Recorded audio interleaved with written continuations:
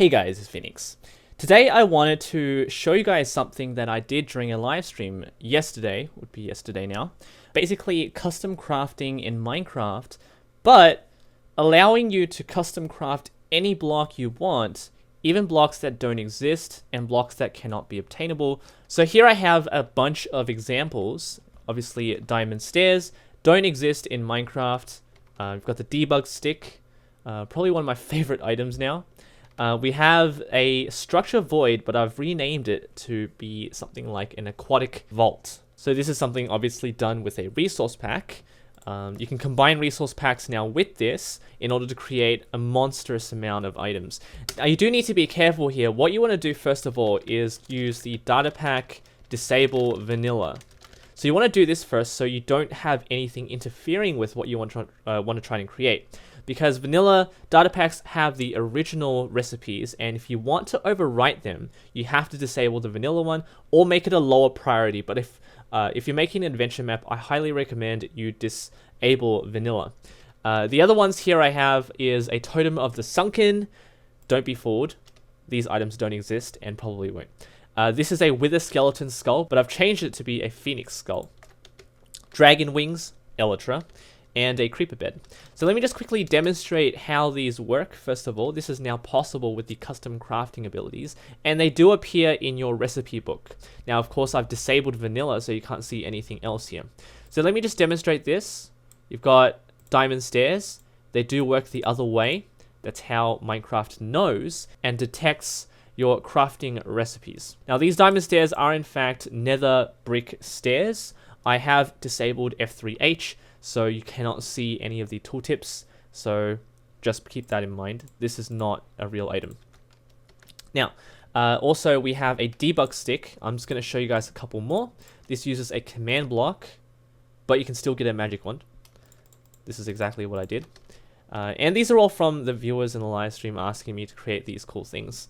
So none of these are really completely my ideas, apart from the diamond stairs. And also bear in mind, diamond stairs will change their texture in the upcoming updates. Not 1.13 though, probably 1.14 or 1.15. It's going to take a while. Now lastly, I have something which is kind of complicated, but I will share with you how I did this. So notice I don't have all of the other recipes from the vanilla data pack. So let's go to the aqua vault. It's of course a structure void block, but I named it to be an aqua vault. You don't have to call this aqua vault. You can call this anything.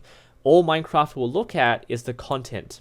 So essentially we have the pattern depicted by some symbols. You can use any symbols you want, as long as you specify what these symbols have to be in this legend here. So I have this orientation like a circular shape, and it's prismarine shards, and the R in the middle is the redstone dust. So let me just create that right here. So prismarine shards and redstone dust in the middle, and we have an aquatic vault. So you can now craft unobtainable items, which is very cool. Of course, you got to be careful with this because some of these blocks are very powerful. And from the sunken totem, I will just share with you this one as well. So totem of sunken, we have this shape here, K, S, S, and V, and the K at the top is a skeleton skull. You've got a V shape and a V, which is a structure void. So I've used an existing item that I just crafted. So let's go over here. Got to put the skull here, and the vault in the middle, and shards right there, and we've got a totem of the sunken. So using a resource pack, custom modeling, you can create any item you want, really. Unfortunately, they do not support NBT, so you got to be careful with what you have. Obviously, the modify item will be able to override some of these issues, but right now you cannot, and I don't expect them to be supporting NBT.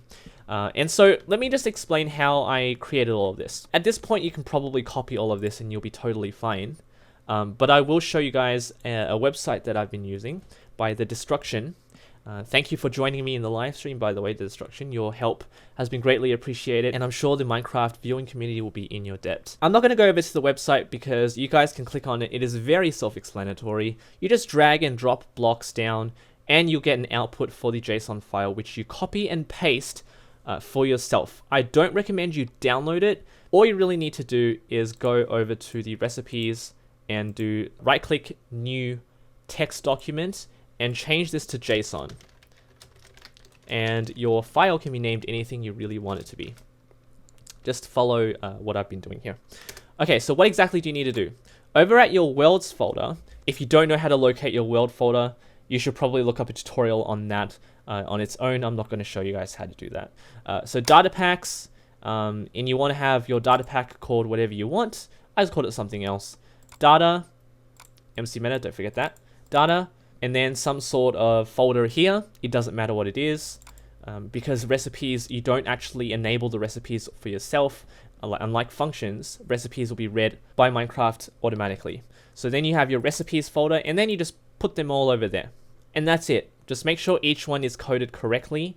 So if I go over to the wings, the way I've written it here, just copy and paste from the output of destruction. I just did that once and I was able to just modify it myself because it's pretty easy to read. The type crafting shape just means it's shaped. If you don't want it to be shaped, this whole thing sort of changes. But again, just follow the prompts on the website. So this is the pattern you want. This is your key. Just make sure you have the commas where they should be and where they shouldn't be. The result is what item you want to craft, and the count is how many items you want to output. This has to be greater than 0. Anything less than 1 is going to break. It's going to become air, which is kind of funny. Just make sure you enable your data pack. I'm going to disable it right now and enable right there. Just make sure you enable it. It'll hint it for you. The new UI is amazing. So let's go and create this. So chest plate in the middle, dragon's breath at the bottom, feathers on the sides, dragon head on the top, dragon wings. Beautiful. And finally, let's go over to the creeper bed. This one it's kind of my favorite. Creeper head at the top, and then you just got your bed. So this is obviously disabled because you cannot, well, I've disabled vanilla, so you don't have the normal green bed, but you've got a creeper bed now, which you can place around, and it functions as a bed normally would. So hopefully this helped you guys out. I have to say though, custom crafting has sort of taken Minecraft on its own little journey.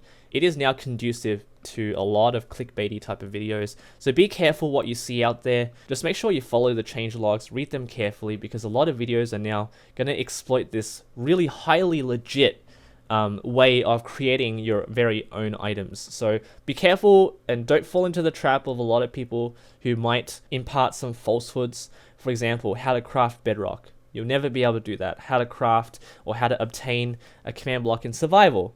You can never do that. So a lot of this is now very powerful, very useful, but very exploitative. So just be careful out there. Otherwise, thank you all for watching. If you need any help, leave them in the comments. I'm sure a lot of people assist you there. Thank you for your support on the live streams. Thank you for watching. Subscribe for more creative content. Take care.